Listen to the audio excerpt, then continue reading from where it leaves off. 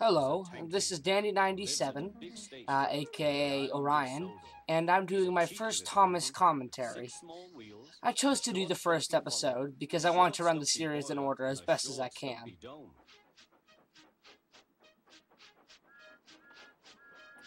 This being the first series of Thomas the Tank Engine and Friends, there were some differences from later series. The engine models in this series are not as refined, and the overall modeling, such as buildings and some of the rolling stock and the track and some of the people, lacks the warmth of the later series, particularly Series 4, which had the best warmth of all, in my opinion.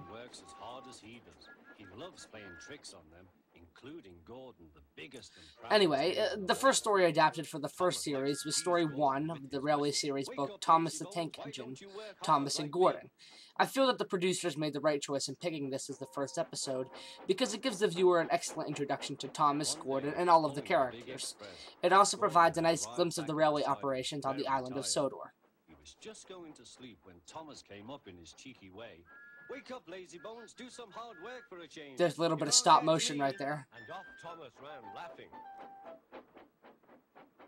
Instead of going to sleep again, Gordon thought how he could get back at Thomas. One morning, Thomas wouldn't wake up. His driver and fireman couldn't make him start.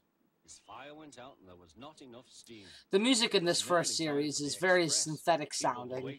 The composers, Mike O'Donnell and Junior Campbell, softened the tone later on. At last, Thomas started.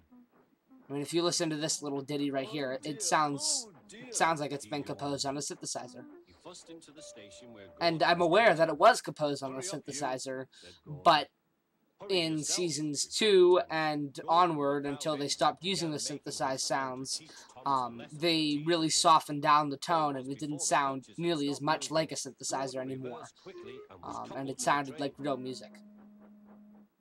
Get in quickly, please, he whistled. Speaking of music, Thomas Gets Strict introduced some of the most popular themes of the series, such as the Busy theme, and this theme right now, Gordon's theme. Gordon's chance had come.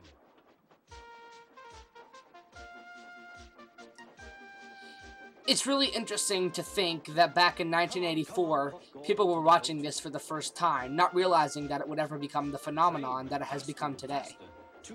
And this is the first appearance of Henry's Tunnel, although we don't know its name yet. That won't come until the sad story of Henry. You can't get away, you can't get away, laughed the coaches.